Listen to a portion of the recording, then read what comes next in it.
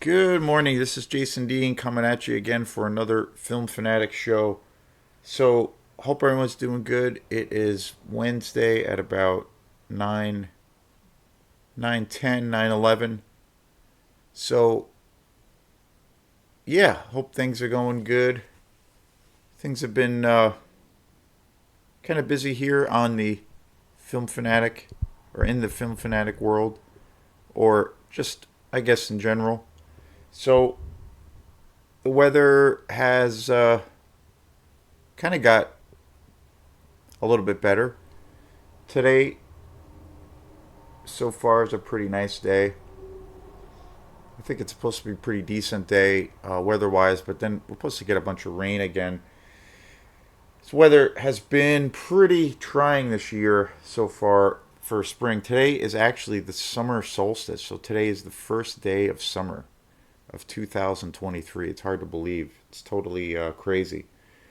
It's crazy how time flies. I went out last night to see some music.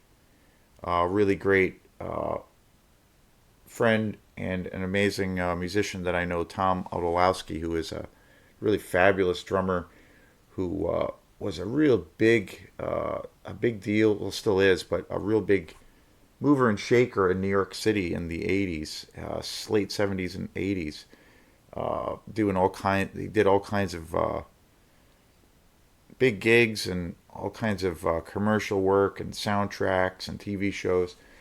But I met him a few years ago, and he's just an amazing player, super cool guy. Got a chance to play with him a lot last year. We played a lot of gigs together. He played drums. Actually, would play drum set, and he played percussion. And then we've gotten together a couple times to jam and stuff. But super cool guy. So I went to his show last night. He was playing in Camden, a jazz concert, and it was really great. And I ran into somebody I hadn't seen in years, and we were talking about the last time I'd seen him was right before the pandemic. So it was we were talking about how time, this whole like concept or notion of what time is. It's just such a weird. I don't know. It's kind of an illusion. Obviously, uh, that's how we measure things, and it's part of our system. But it's also just this weird kind of illusion. And just we're talking about these last 3 years since the pandemic and all the craziness that it feels like some kind of weird black hole. So time is very different for me now. I don't know. It moves quicker, but it's also more surreal. I don't know what it is, but it's very strange. Uh, but as far as other music things go, we have another quantum show coming up this week, weather permitting, because it is outside, and the forecast is not looking very good this weekend again. So we got a lot of rain last week, tons of rain. Last Saturday was a torrential downpour of rain, and then Sunday it did rain quite a bit too. And it did rain yesterday. It rained quite a bit, although the sun did come out here and there, and it was a pretty nice day overall. It got better. So yeah, it's just how it is. But it's supposed to rain again this weekend, and but we'll see. We'll see what happens. But the next quantum show is scheduled for this Sunday at the Camden Library, and it's at the Camden Amphitheater, which is a gig that I really love doing. Hope that we don't have to cancel it, but there's only so much you can do in face of the weather. It is an outdoor show. We do have protection from the elements to a degree because of where we play. It's usually set up in this. We usually set up in this very wooded area, part of the amphitheater. The amphitheater is just an amazing place. It's part of the Camden Library. It's all outside, and there's all kinds of places for people to sit and gather. It's a very kind of laid back kind of atmosphere, at least for a gig, for gigs or a gig scenario, because there's you know, all kinds of space. It's right by the water. there's a lot of foot traffic. It's right in downtown Camden, so there's people all, walking all up and down. The tourists are here now. Notice that the tourists have officially arrived. Every place is kind of open right now and kind of bustling. So usually in years past we would always play this gig in like mid to late August. But the last couple of times we've been doing it on the earlier side of the summer. The last year we did it in June. Also, I think about the same exact time. And yeah, it will be Sunday again, weather permitting. Sunday at 1 o'clock, we play for a couple hours. It's outside, and yeah, we basically do a 2 hour quantum set, and it's been a fun gig. I to a degree, I almost like enjoy doing that gig more than any other gig. It's when it comes to quantum, just because it's such a beautiful atmosphere. It's right by the water.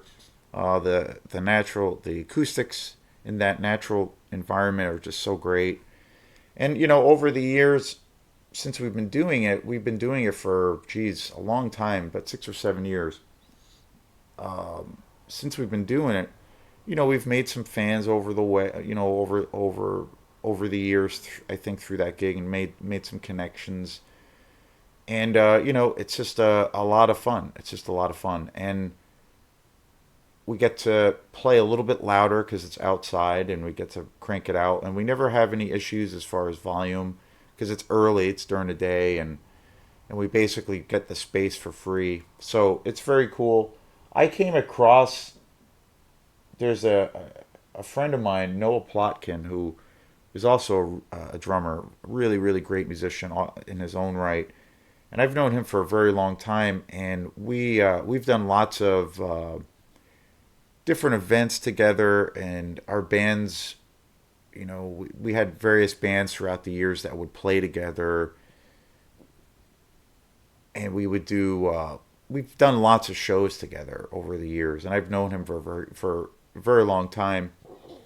And he lives in Chicago, but he has a house. His family has a house here in Maine, so he comes up every year. He's got pretty deep roots to Maine, so he comes up every summer, or he comes up during the winter. But I remember one year he had, and this was going back quite a few years, probably about 7 or 8 years ago now. He was putting together this show where he wanted to do this big jam session with a live band at the amphitheater. He had an inn there, and he said, "I got this slot for free. It's in August, and it's at the Camden Library, and it's at the amphitheater. And basically, I'm putting together a band, and we're gonna play on like a Sunday afternoon and just basically jam for a few hours."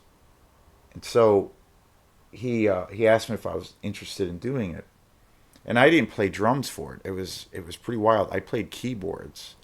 I brought my little micro Korg, the same Korg that I use, the same keyboard I use for my band Quantum.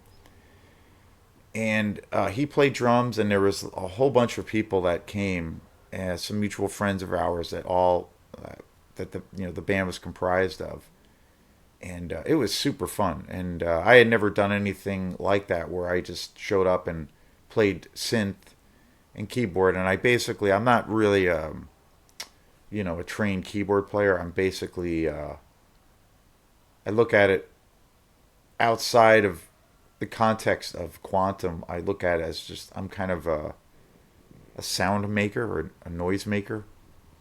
I don't really have a theory background in piano. The same thing with singing. I go, everything that I write or that I create or that I play, that involves vocals or keyboards is always in the quantum realm, if you will. And I have my own little weird way of how I construct that music. But it's not like I don't do it in a traditional form or in a traditional way at all. I pretty much just go by ear. And so I don't really have the ability to like sit in with a band. Like if somebody wanted me to come by and sing, with in a cover band, or even to a degree sing backup vocals, maybe a little bit of that, but definitely not in the context of like, oh, can you sing, this song in this, in this cover band or songs. Have no idea how to do that. And then the same thing with keyboards. I can't really like sit in with a band at like an open mic or jam session and play keyboards. I could probably do it if I really worked at it, and it's a lot of work, and it's very hard to do.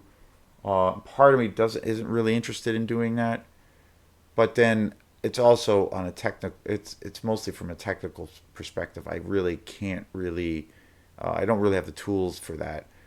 I just have enough of an ability to use both vocals and keyboards in the writing process, and then within the context of my band Quantum, I can do it. But basically, when I did this gig with Noah, I basically just did these like ambient kind of soundscapes, and it was super fun. I've never done anything like that since then. I've never really sat in with other people with just playing keyboards, and super fun. It was a blast. And I remember, after I had heard about that, I had asked Noah like what that entailed about booking future gigs there, because I thought it was a super cool.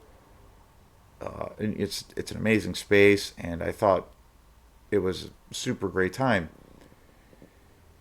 And he basically said, "Well, you just got to go in and talk to them, and they do these rentals. They have during the summer they do all these events at the amphitheater. They have theater productions, theater shows. They have all kinds of music. They use it a lot during the summer. The summer, like from June, July, August, it's booked up basically every Sunday for different events. They used to do a big movie series there, all kinds of things.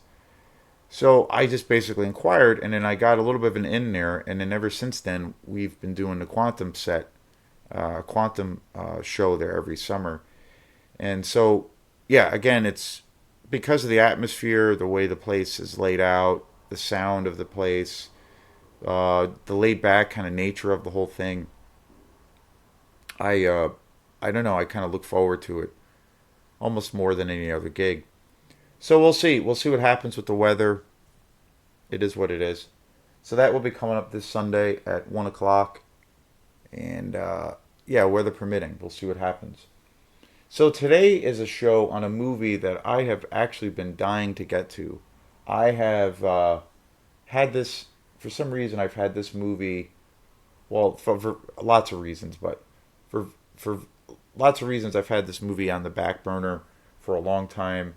This is also a film by one of my favorite directors, probably my favorite Japanese director. And this was the first movie that I recall or that I remember is this is how I discovered this great director. And that great director is Takashi Miike. He's a Japanese director. And the first movie that I ever saw of his, and ever since I've seen this movie, I have seen just about all of his movies. I own a few other ones of his on DVD. I think I have maybe one or two of his films on Blu-ray, and that is The Audition. This is easily one of the greatest horror movies ever made. I had heard I bought this. This is a DVD copy. I actually got this at Bull Moose in Portland, probably about 10 years ago. It's hard to believe. This was the first movie I ever saw from Takashi Miike. This movie just creeped me the hell out when I first saw it. And generally, I found this movie terrifying. And I really think that this movie is truly what nightmares are made of. It's one of the most disturbing movies I've ever seen. It's one of the most definitely one of the creepiest movies I've ever seen. It is generally scary. And again, I have seen this movie 1,000 times, and every time I see this movie, it pretty much has the same effect. I bought this. I had heard about this movie for years, and I've had this movie for about 10 years. I've had this copy of the audition on DVD for about 10 years. And up into that point, I had heard about the audition and Takashi Miike for quite a few years. My great friend who I've talked about a lot, and he was on this show last year, Sean Russell. Great composer, great musician. He's composed music for all kinds of uh, TV shows and some film work, documentaries. Very knowledgeable. But he was one of the key guys that one of my key friends or one of the key people in my life that really got me into film. And he had told me about this movie. I think it was even in like college. So he's like, there's this really great, amazing, insane Japanese director, Takashi Miike. You should check him out. But the movie you should really see is The Audition. He said it's unlike anything you've ever seen. And I remember I was down in Portland, and again, this was like probably 10 years ago, maybe more. I was down in Portland, and this was before I started buying Blu-rays. Blu-rays were out, but my whole thing with Blu-rays was really weird. I was really reluctant. I was, by the around the time period that I bought this, I was buying lots of DVDs. I started getting really into collecting movies, and I was buying DVDs all the time. And I already had copies of certain films that I really loved, and Blu-ray had come out, and I didn't have a Blu-ray player, but I was also reluctant to have to buy additional copies of those movies that I love, or movies that I already had in my collection. I was like, oh geez, and at the time, the other factor was Blu-rays were very new, so they were very expensive, and there was a period, I'd say probably about 6 years, where Blu-ray was really huge, and the prices and the demand for the Blu-ray format wasn't going down. They were putting out they were not putting out every title on Blu-ray, but a lot of them were, but the people that were into it were really buying it and supporting it, but they were generally very very expensive. So those factors, like, I was like really, really, really reluctant to go down that path, because it was like, well, like for instance, one example I always use around it is like, say, the Texas Chainsaw Massacre, one of my all-time favorite movies of all time. I have multiple copies of that movie on DVD, and I have about 3 or 4 copies of that on DVD. I have like a couple of standard versions, and then I have like a couple of special editions, and then collector's editions. I have a steelbook case of version of it and they're all DVD. And I was like, okay, I'd seen, knew it was out on Blu-ray, and it's one of my all time favorite movies. But I was like, geez, do I have to buy another copy of the same movie and spend close to $30? So that was a big thing as to why I was really reluctant. And then fast forward, quite a few years later, I finally got to see some Blu-rays. Prices started to come down a little bit, and then ever since then, I've just been like, you know, a die-hard Blu-ray fan. I was very late to the game, very very late, but now that's the majority of movies that I buy are all Blu-rays. I don't own this. I bought this at Bull Moose in Portland. There used to be a really cool Bull Moose in the old port. It's now moved to a different location. I think it's in South Portland. I'm not quite sure, but that location has been closed for a little while. And I saw this, and I wasn't buying Blu-rays then, but I used to go to that shop quite a bit when I was down there. And I saw this, and I was like, yes. So I bought it. I had never seen it before, and I was just completely floored by this movie. Um, and this movie is, by today's standards, it's pretty old. It came out in 1999, so it's 23 years old. It's hard to believe. And again, this was the first Takashi Miike movie I'd ever seen. And now, and ever since I had seen I got ever since I finally got to see the audition, and now that I own it, I have become a huge fan, and he's pretty much my favorite Japanese director overall. Akira Kurosawa is one of my all-time favorite directors of all time, but Takashi Miike is more of a he's obviously a contemporary director. He's still alive. He's still working, but yeah, so it's a close tie, even though they're both very incredibly different from each other. But amazing, amazing director. The Audition came out in 1999. Ichi the Killer, which is another film of his, which is just a freaking mind-bending masterpiece. Another, a lot of his films are very disturbing. Takashi Miike, and he gets a lot of his films have really caused a lot of controversy, and even to a degree of lots of protests, especially from like women's groups, because of how they feel that women are portrayed as basically psychopaths, or how they are treated in various films. The I know the Audition was met with all kinds of protests when it came out, because of how just it went to some really dark places, and people were just some conservative groups were just so disgusted with this movie that they tried to ban it actively. They tried to ban it from being, there were all these stories about when the Audition came out, that there were all of these conservative like protest groups that would picket the premieres or picket the theater to basically try to ban the movie. And again, like in all cases of history, whenever that happens, it actually helps those creators. It helps those artists because people want to see it even more.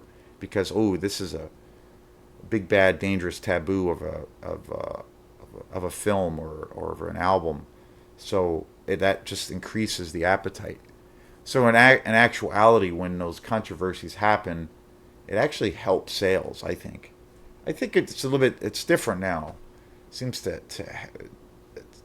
nowadays it seems to hurt films to a degree, but I think back then in the 90s and early 2000ish period, the early part of the decade, it really helped to propel movies. And you know, like I grew up during the era of the parental music resource that was spearheaded by Tipper Gore, who was Al Gore's wife, and she basically created this organization of where they, more or less wanted to bring in American censorship and censor albums, and also bring in this thing of where every album that came out that was deemed R rated or offensive or rated X to a degree, every album had to have parental advisory on it, like you were buying a pack of cigarettes, or like buying a six pack of beer. It was completely insane, an incredibly dark period in our American history. But thankfully, that whole thing just kind of died and went away. But it did have an effect, and it did cause a lot of turmoil for a lot of musicians and artists. Um, but it also, at the same time, increased sales for a lot of those albums and for a lot of those films that were under that kind of scrutiny. So it was very interesting how that, the right wing fraction of our society, was so vehemently opposed to something to where they wanted to enforce censorship, but in actuality, to a degree, it like backfires and it actually increased the public's desire to check out this material. So it actually backfired in the long run.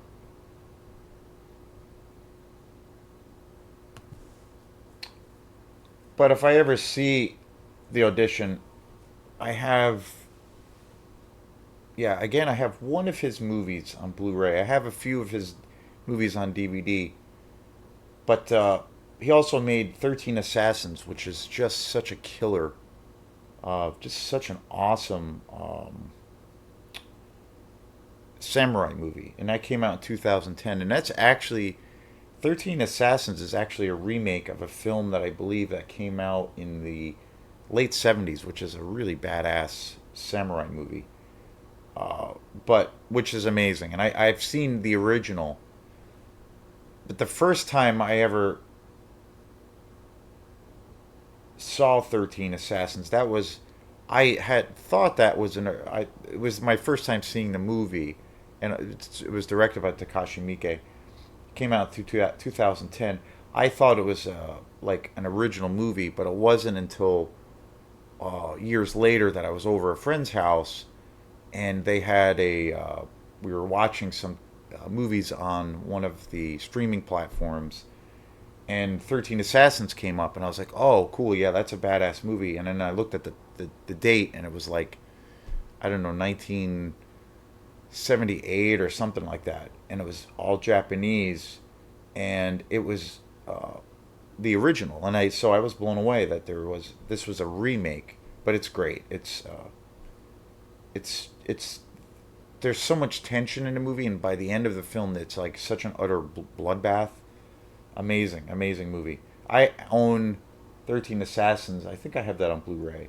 He also made Visitor Q in 2001, 2019, which again, he's still pretty active. He's pretty young. He's only about 61, 62. Takashi Miike. First Love in 2019. Blade of the Immortal in 2017. Crow's Zero in 2007. Lesson of Evil as the God's Will 2014. Most of these movies I have seen, and they are pretty awesome. There's actually quite a few I haven't seen that I think of it. Super prolific director. One Missed Call in 2003. Gozu in 2003. Terraformers 2016. Huge list of movies. He is probably most well known. Takashi Miike is probably most well known for Ichi the Killer. That movie is so fucking disturbing and bizarre, and just so gory and just like brutal. It's such an amazing movie. I do need to buy that on Blu-ray, but the Audition has a certain place in my heart, and it's funny because he's more or less portrayed in the media and by lots of folks in the world as being a horror director, and he's really not a horror director at all. The Audition, I would say, is probably his only like horror movie that he's ever directed. There's a really great collection of special features on this disc, and there's a really awesome interview with Takashi Miike on here. And he even says that in the interview, I remember, and I've seen it a bunch of times, but Takashi Miike doesn't even think of the Audition as being a horror movie. He looks at it as more of just like a melodrama to a degree, or like a suspense thriller. He doesn't he doesn't really think it's a horror film. He doesn't even like being he doesn't like being labeled really as a horror director, which he's always referred to as, and he doesn't regard the Audition as being really a horror film. He's obviously inspired by lots of horror, but so it's interesting. So he's like, he's always been known as this horror director, but all the titles that I've read, he has done many different styles. He's done fantasy, the samurai. He's tackled the samurai genre many times. He's tackled the crime world, the yakuza crime world, westerns. He's done. So he really bounces back and forth throughout his career. All of his movies have a real like kind of heightened reality to them, but he's definitely, I would not say a horror director. I mean, The Audition is the closest thing. I definitely, in my book, it's definitely a thriller, and it's actually a very slow movie, and it's a real um, kind of a slow burn of a movie, and it's really centered on these characters. It's kind of like a melodrama. but the second and third act, it just gets more and more horrific, and then before you know it, it's just completely insane and off the charts. And I always feel when I watch the audition, by the time it gets to the third act, to me, it's like it's a pure horror film, and that's just my opinion. But I look at it overall as being a thriller horror film, and I think out of the movies that I've seen of his and that he's done, it's definitely the closest of any of his movies that you could put under that label. Ichi the Killer has horror elements too, but again, it's such a gonzo movie. It's a very hard movie to really label. It's got elements from all kinds of things: science fiction, crime, crime dramas, melodramas, and obviously action.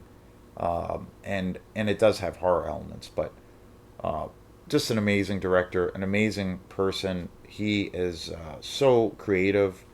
He has such a unique style. Every time you see a Takashi Miike film, you just know it's his.